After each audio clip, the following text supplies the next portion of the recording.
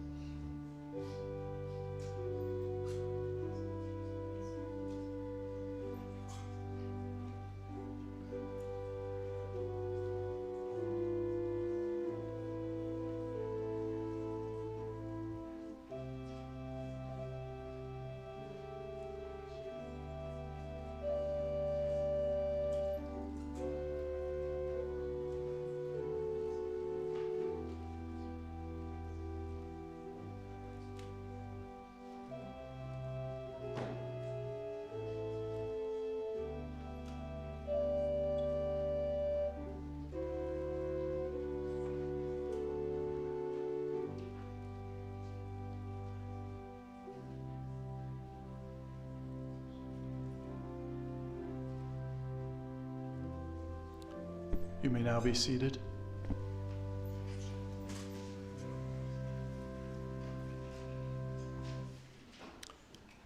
Good afternoon. I'd like to welcome all of you to the funeral services of Ralph Cromar. My name is Mark Pingree. I'm Ralph's bishop. I'd also like to point out that my counselors Steve Winch and Abe Kalin are here with me on the stand. And I'd like to thank Sister Pearl Angeles for leading the music today and Sister Marie Karish on the organ. The family just arrived from our multipurpose room over there, and the family prayer was offered by Joseph Cromar, Ralph's son. We'll begin the services today by singing The Lord is My Shepherd. It's hymn number 108, and we're only going to be singing verse 2. And then the invocation will be offered by Rebecca Cromar.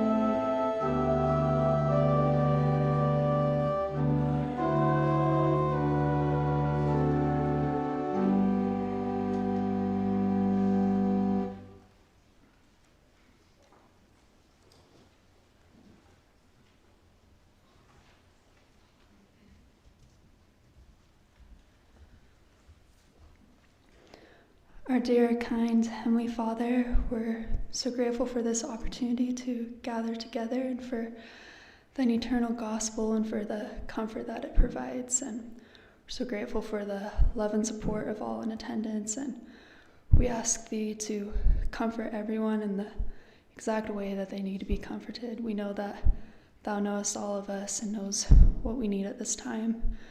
We're grateful that thou hast been watching over all of us and our grandpa, Ralph Cromar especially, and we love thee so much. In the name of Jesus Christ, amen.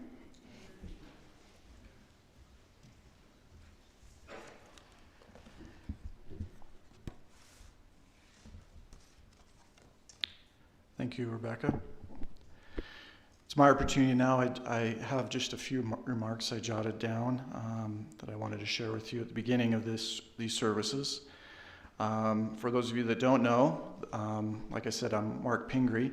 The Pingree children and the Cromar children grew up together in this area, and so we have a lot of shared memories that I've been able to reconnect with them over the past few days. Joseph and I are the same age, so we spent many hours together with sports and other church activities. And so again, it's my honor to be a part of this funeral service today. It may surprise you to know that Ralph was Joseph, and he was our basketball coach and volleyball coach when we were teenagers. So he did take that assignment very seriously, and he loved to be involved in those activities. I wanted to read, I love the last paragraph of Ralph's obituary here in the program. I just wanted to read that because I think it's a great summary of Ralph Cromar. It says, "Throughout his life, he remained steadfast in his LDS faith. He was a patient and reliable father who had a deep appreciation for critical thinking, traditional values, hard work, mathematics, and family history. He valued education and enjoyed helping his children with their math and science homework. He is loved and will be missed." So I'm an actuary for my career, so Ralph and I spoke the same language, and that language is mathematics. And we had many deep conversations over the years that I knew Ralph, and I really appreciated his detailed nature.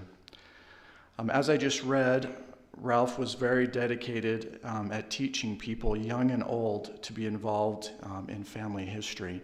At least for the past 10 years that I know of, maybe more, on Sundays we would hold a class just over in this other room, and he would have young people, old people, anyone that wanted to learn about family history come in, and he would teach them how to do that. He was very dedicated to that purpose.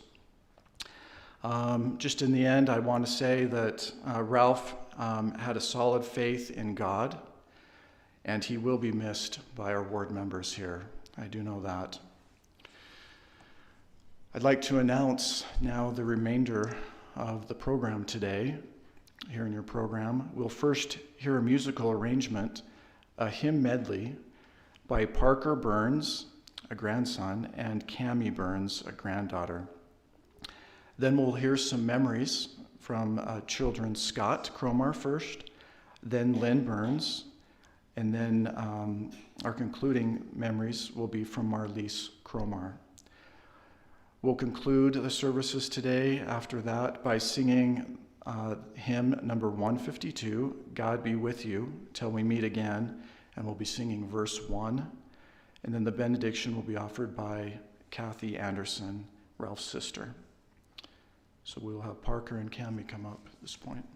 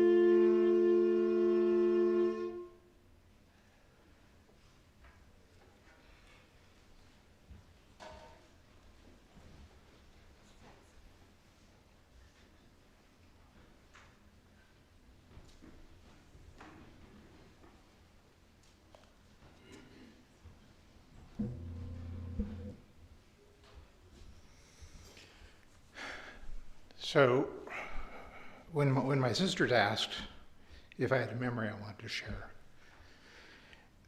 there was one that came to mind as sort of the memory that encapsulates the things I learned from my father. And I think a lot of you here maybe know pieces of this story, but from a very different perspective than probably anybody but my father and I knew them. So, and this happened real close to here, just up the hill a little ways. My father and I were going to go hiking up. I don't remember the name, which destination we were going to, but we were going to start at the Neff's Canyon trailhead right up here, just up the road. And so I was very excited, right? Get to go hiking with my father. And I always loved the mountains here. So that was great. So we started out, and we had, because my father is my father, he had a very detailed plan, right? He had a map showing all the trail markings, where all the trail markings were. He had talked to people who'd been up the trail, meticulous planner. So we start up the trail, and we're following the markings. We get to a certain point in the trail, and we can't find the markings. So we look around, we find the marking, and we keep going on our way. And then after a while, we realize we have not seen any markings for a while. So that's a bit of a problem. So we tried to backtrack our steps to go back to where the last marking that we saw was, and so we could, walk back to the trailhead and come back. That didn't work. Looking back and my memories and actually talking to my father about it, I think what probably happened is that last marking we found got carried away by a landslide and got taken on down the hill. So we ended up in a very different place than we should be, on a very different trail than we should have been. I think we ended up on a game trail, probably where the elk like to run or whatever. And it started getting dark. And it got dark. And there we were up in some unknown part of the Wasatch National Forest. And so there were some things I learned from observing my father in that circumstance. One of them was he was mindful of the fact he had a young kid with him. And he never panicked. He kept his wits about him. He analyzed the problem. I'm sure everybody here is shocked to hear that he analyzed the problem, right? Who'd have seen that coming? He analyzed the problem. So one of the problems was that we'd been out since lunchtime. We hadn't had anything to eat. Well, he lived around here. He knew what elderberries looked like. He knew what wild strawberries looked like. He knew what wild peas looked like. We had dinner. We ate. Then the next problem is it was dark on the mountain. We didn't have flashlights. We didn't have nighttime clothes. We didn't know where we were. Fortunately, as I recall, there was light. I assume the moon was up.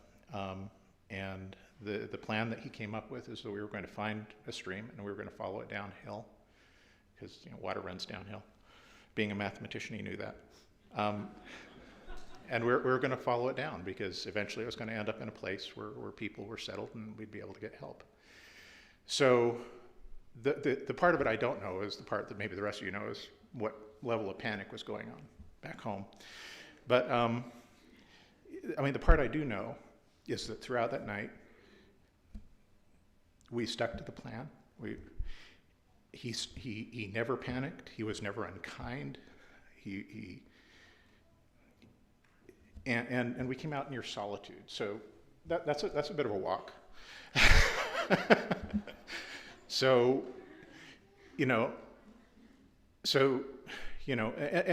from this experience, I think I learned a lot about how I have approached being a man, how I've approached being a father, and how I've approached problems. And this might not be the most heartwarming story. This is the story about some of the things I've learned from my father. So thank you for your time. I'm going to miss him. Thank you.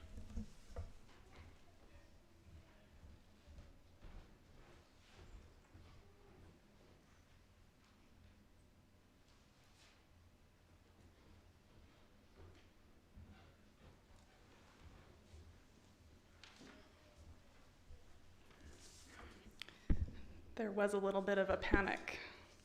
I remember we all went up Neff's Canyon. Grandpa Erickson was shouting, "Ralph, Scott." We were up there for quite a while.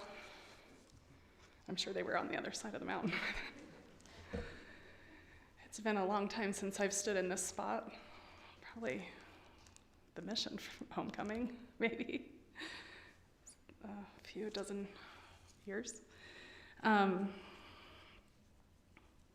So I'm probably guaranteed to cry. Maybe we'll laugh and share some memories. Some of them may be true, and some of them may just be made up in my mind. I'm not going to guarantee which ones are which.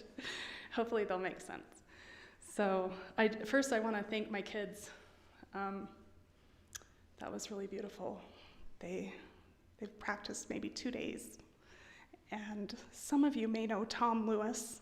He taught band at Churchill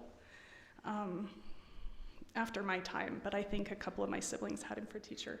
He's now my neighbor, retired band teacher, and he did that arrangement so that my kids could play their instruments together, so they could have that memory. So thank you for that. That was beautiful. I also want to thank my aunties and my cousins for taking care of us, taking care of me. You've been wonderful. Thank you for mothering me and all your guidance, and also for sharing your memories, for sharing your love. I've learned so much from all of you. So I want to share today some things that my dad liked.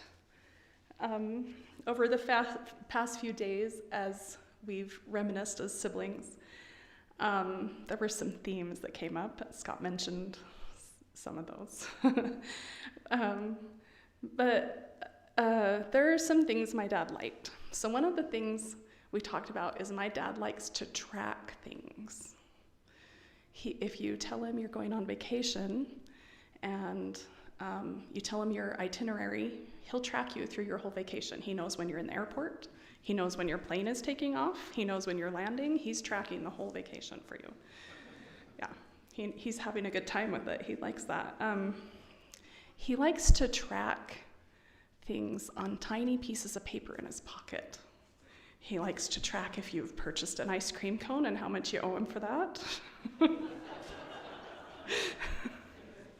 He kept track of all of those things. He had tiny papers. I don't know how he kept track of the tiny papers, but he liked to track things, and he kept them in his pocket. And I don't know if he ever wore a shirt that didn't have a pocket, because he kept those papers there. And I remember every time something would happen, he would pull those out, and he would keep his notes, and he tracked everything. Another thing my dad liked, and we share this love, is he liked puzzles. And my kids also like to do puzzles with me. One thing that we do that's a grandpa thing is every time he'd find a puzzle piece that fit in its spot, he'd tap it several times.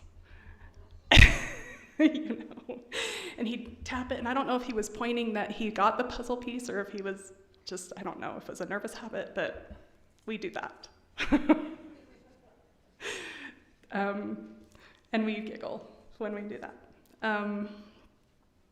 One other thing that Dad liked is he liked his very perfect, tiny handwriting. And my Aunt Koki was telling me that he practiced that. I thought it came naturally, because everything from the time that I was as young as I can remember until clear at the end, he wrote exactly the same way. His handwriting was tiny and perfect.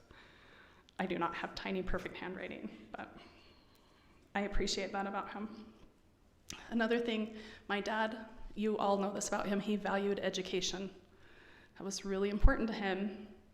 He loved to help with our homework, especially math and science. I remember there were times when I took, whatever various math and science classes I had, and I'd have a question, and he didn't know the answer right away. He'd get the math book. This is back when they had math books. He'd get the math book, and I would go to bed, And I'd wake up in the morning and he'd say, this is how you do the problem. And he'd explain it to me. And I know that was a sacrifice for him, but he loved it. Only way I got through physics was because I'd wake up in the morning and it was like the elf and the shoemaker. He'd have the problem solved for me. So, and I know that he gave money as gifts. I've heard from several people that while they were in college, he would send them checks. He would send them money, and without being asked, they'd receive a check to help them with their expenses, and I think that was very thoughtful of him. He really valued education and making sure that people knew that about him. If I ever missed school, he would say, why did you miss school today? You can't miss school. So my kids understand that. I carry that along too. I'm like, can't miss school. My dad loved sacrificing for his family. That's what he did. I remember in the house before he lived where he's living now, on the Apollo Drive. He would shovel that long driveway. I don't know if you know how long it's long. I mean, he likes long driveways, but he would shovel it. This is back before the days of snowblowers. And he would shovel it, instead of shoveling it just to the side, he would shovel it all down to the end, and he would pile it way up, and he would make us a sled hill. And it was fun. And I know that was a huge sacrifice for him. He could have shoveled the driveway any other way, but he wanted to make sure that we had that sled hill. And it was, man, those were some good memories. And he would groom that sled hill and make it real nice for us. When my youngest Cammie, when she was in kindergarten, I decided that I wanted to get a job. And so I started working. It was just a temporary job. And I needed a little bit of help because she was just half day. And he came and he like a couple times a week, I think, during that month, he came and they spent time together. I think she might have been babysitting him as much as he was babysitting her, because I think he came and kind of slept on the couch. But he was there for me, and I appreciated that. I just needed a little bit of assistance, and he sacrificed. I know that was a sacrifice for him to arrange his day so that he could do that for me. Another thing my dad loved, and I'm sure you all know this about him, is he loved to travel, especially to Germany, but he loved learning. I mean, as we're looking through the books on his bookshelf, he has so many books about the world, and he loved to learn about the world and travel and see different things about the world. When we were younger, they were closer trips, Bear Lake and Park City and Disneyland a lot. I remember we would get so excited. We'd wake up in the morning. We were supposed to leave early. All the kids would get into the car, and my dad would say, "Oh, is it time to go?" And he'd go back in the house, and 5 minutes later, he'd come out with his paper bag full of his stuff with a shaving kit on the top, and he was ready. Yeah, that was his suitcase, and I think that's hilarious. I would never pack that light, but he was ready, and then we'd take off. So his paper bag. When we were going through some of his things, we found this file of the car that I remember, the Plymouth Fury. It was olive green. Do you remember the car? Okay, well, I found he paid $3,823.87 for this car, and it was custom, right? Found that he had the receipt. He still has the book of, all the different cars you could choose from in his file. I think it's probably worth money, like just the file itself. I remember we took a trip across the country in this Fury. It's one of my earliest memories of going across the country and going on a trip. It was probably my second trip to Europe. We all loaded in the Fury, and we needed more space, so we stacked up all the luggage on the back seat. Okay, now this is 1975 probably, so no seatbelts. And so we loaded up all the luggage on the back seat, and then we put the 4-inch foam mattresses on top of the luggage. And then the 4 kids, so Marlise was like 18 months, right? We laid up there in the back. I mean, the window was like huge, right? And we laid up in there across the country, the 4 kids. And I think it was a 2-door, wasn't it? So we couldn't get out. I mean, we were stuck. We were stuck in the back on top of the luggage, like up in the window. And it was hot across the country. That trip we did by our first VW van. That was the trip. And that was amazing. We got to all sit in the car with our luggage. We were really happy about that. Although we had Marlise tied up in the back, I think. She was on a harness. Yeah. I don't think you minded, did you? Yeah, that was a good trip. So he and I share a love for Germany. I had the opportunity to also have mission time in Germany, and that was something that we shared, and I appreciate that. We could talk about our memories, and after my mission, he and I got to have some alone time. He was wonderful about that, taking time alone with each of his kids to do special things, and that was something that he and I shared. We U-railed around Europe for a couple of weeks, and he showed off his favorite places to me. It was very special, and while we were there together, he opened up about all sorts of things he never talked about any other time. I wish I could have recorded it, because it was a very, very special time where he shared all sorts of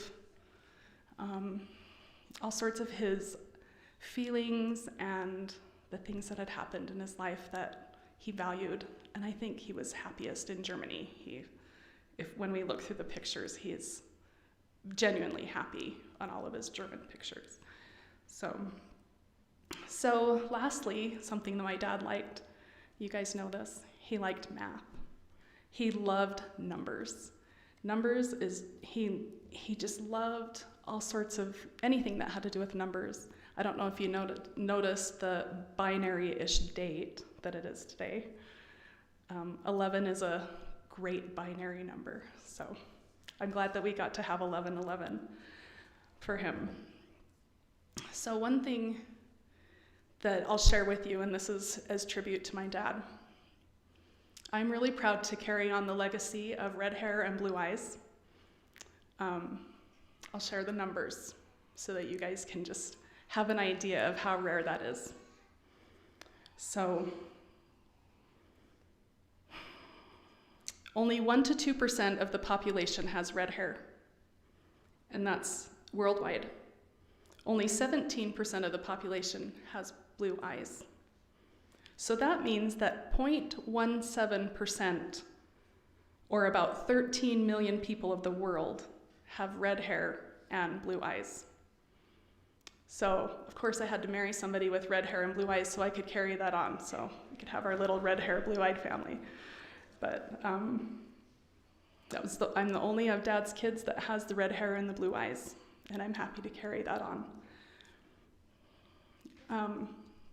So I just want to thank my dad for a few things. I want to thank my dad for being patient, kind, and forgiving always. I want to thank my dad for his brilliant mind, for his love for math, and especially encouraging his daughters to love math, to tell us always how smart we are. Always making me feel like I'm the smartest person in the room, except Scott, of course. We always knew Scott was the smartest. But I appreciate and I love my dad for valuing education. I want to thank my dad for teaching me about sacrifice and for teaching me to enjoy getting the work done before we play. So, Dad, your work is finally done, and you will be missed.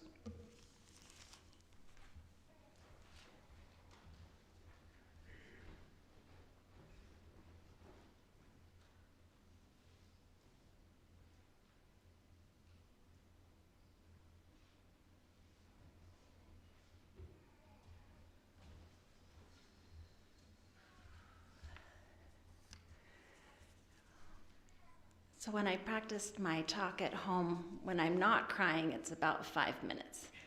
When I practice my talk at home and I am crying, it's about 10. And so it's either going to be 2 minutes or 20 minutes. I'm not quite sure what's going to happen here. For me also, I think this may be the first time of speaking at a pulpit as a grown-up.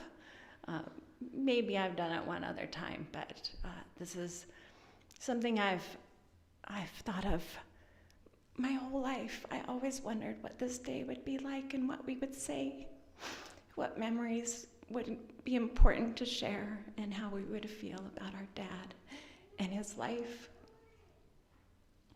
And I'm happy to say I feel ready for this day. I feel at peace, and I'm grateful for his journey that he's on now. And I'm grateful to be here to celebrate his life and our feelings for him and our love for him. Last Wednesday morning, I sat one last time with our dad in his room. His spirit had left his body, but it still felt important to have this time with him. I held his hands. I held his feet. I touched his heart, and I rested my hand on his forehead. I thought about when I was little and how he held my hand as we went into the grocery store.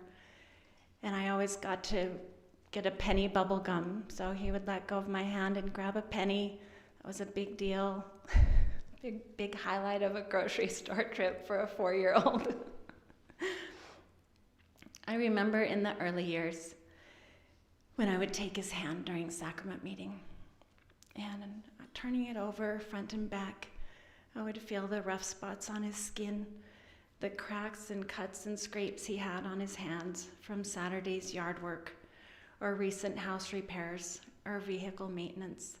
And I'm not the only kid in our family that has this memory of sitting next to Dad in sacrament meeting and taking his hand. And I don't know, it was a sweet part of sitting there together as a family. It's a sweet memory. That final morning, I held his feet. I remember the many times Dad and I walked around the BYU football stadium to find our seats, or walked to the concessions to get a hot dog and a soda at halftime. We would cheer on Steve Young or Robbie Bosco. Dad would pop up and shout at the refs if he didn't like the call. He would patiently answer every question I had about the rules in the game. It was a little confusing for like a 7-year-old to get it all straight, but he would answer all the questions, and I enjoyed those times with him. We almost always had the Happenings coupon book in those years, and I would look through the options for a post-game treat using a buy one, get one free coupon.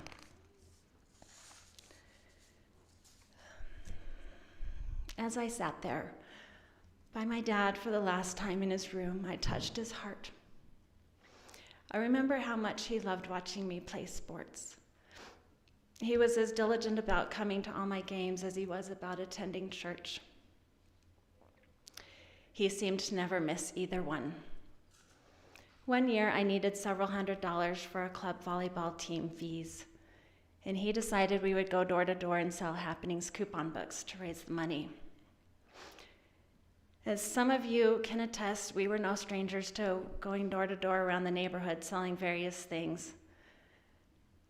I don't think I made it very far with my sales efforts on this occasion. I was in high school and heavily overcommitted with violin, school, sports, church, and jobs. Had it been only up to me, I doubt I would have been able to make it happen. I probably only sold a handful of books. I don't know how many nights my dad walked around the neighborhood or how many Saturdays he spent knocking doors. But he raised all the money. He was determined. I think we got like $5 on every book or something. And this wasn't a team fundraiser or anything. I think he literally called the number on the back of the coupon book and asked how we could do our own fundraiser. I know how much he wanted to make that club team happen for me. And I know how he loved watching and my games and traveling to those tournaments. He would reminisce about them at least a few times every single year, including this one.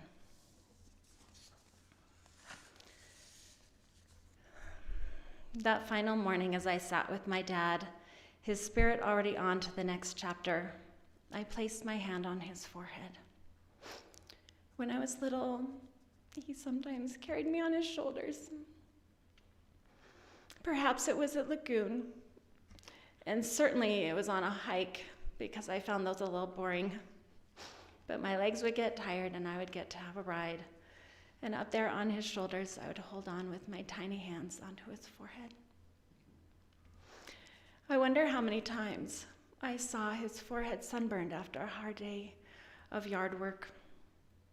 I wonder how many nights he stayed up late sitting at the kitchen table working over the numbers for taxes or tithing or bills, slowly rubbing his forehead as he worked through the puzzle of how to balance it all out. That final morning, as Dad physically left the house for the last time on a stretcher, under a beautiful mortuary blanket, I watched the mortuary team wheel him out onto that long, curved driveway that we shoveled 1,000,000 times. That same driveway where Deseret News dropped off bundle and bundle of newspapers before sunrise, and where in good weather we would sit and fold the papers for delivery. After folding and delivering all those papers, we had to remember to wash our hands, or we'd get newspaper ink smeared all over the house. Usually we forgot to wash our hands.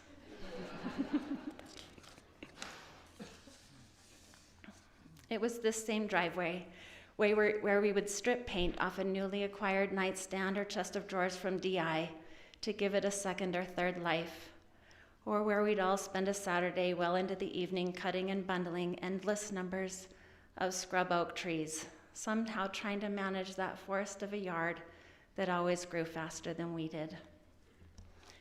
That same forest now stood calmly, almost reverently, as a backdrop for this one last moment out on the driveway together with Dad at the house. Before they moved him into the mortuary van, I asked the gentleman if they would step away from the stretcher so I could take one last photo, just of Dad under the beautiful mortuary blanket in front of the beautiful trees that lined the driveway. The autumn leaves were so lovely and settled. The temperature was gentle and easy. The variety of birds were quietly peaceful, and that moment felt so serene and so simple. What a beautiful morning, a morning I will never forget. This last morning at home with Dad.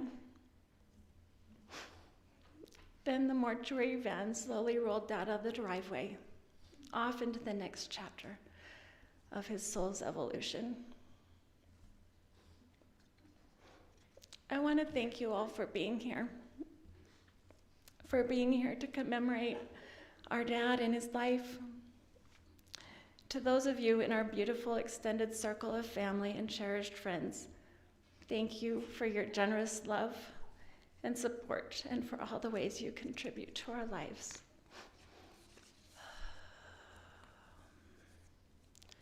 To those of you from this ward and neighborhood, thank you for being there for us during the many years and decades our family was planted here. Thank you for all the ways you fed us and befriended us, or hired us for jobs, or walked with us as we each worked to find our own paths in life. And especially, thank you for the ways you cared for and served our dad. Also, thank you for buying our Happenings coupon books.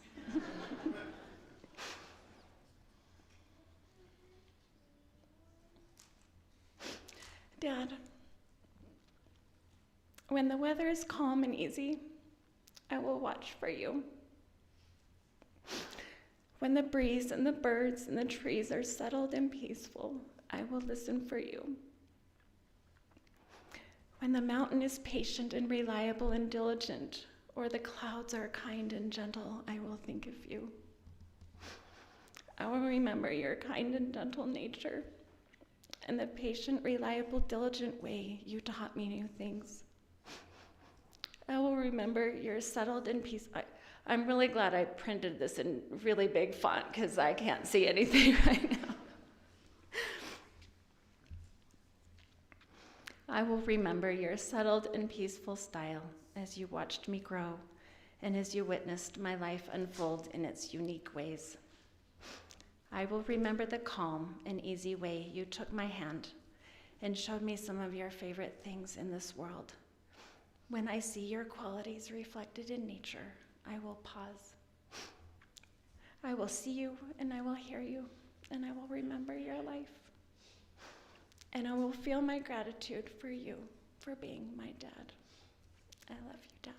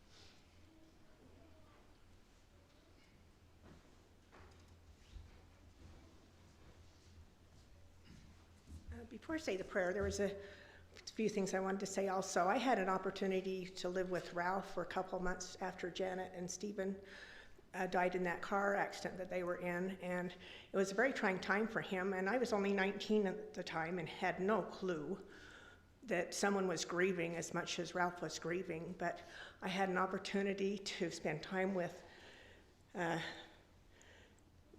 Scott and Lynn. Lynn was an 18-month-old, and they were so cute. And it was a great opportunity for me to get to know my brother, because he is 14 years older than me, than I had ever had a chance to get to know him. So I appreciated that opportunity to have spent that time with them. Our Father in heaven, we're so thankful that we could be here today to celebrate Ralph's life and to listen to the memories of his children and to know that we will see him again and that we do have a plan of salvation to follow in our lives. We ask that thou will bless them, those who might be mourning at this time, that thou will comfort them at this time, and that they will understand that they have many that love them around them. We're thankful that Ralph now has a chance to meet his many loved ones that have gone before him and to rejoice with them. And we ask that thou wilt bless us today. And we say these things in the name of Jesus Christ. Amen.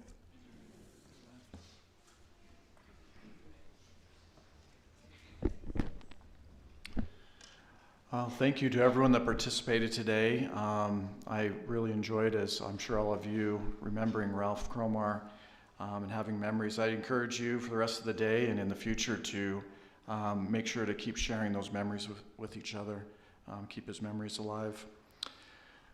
I will now read the pallbearers and the honorary pallbearers. The pallbearers are Parker Burns, Joe Cromar, Ben Cromar, Jared Cromar, Miko Smith, Lachlan Smith, Skylar Sachs, Derek Sachs, and Tyson Sachs. The honorary pallbearers are Scott Cromar, Jeff Burns, Joseph Cromar, Nicholas Amaru, William Cromar. The interment will be at Wasatch Lawn Memorial Park, and the dedication of the grave will be offered by Ralph's grandson, Joe Cromar. So with that, I'd like to ask now for the pallbearers to come up to the front, and I'll have the congregation also stand at this time.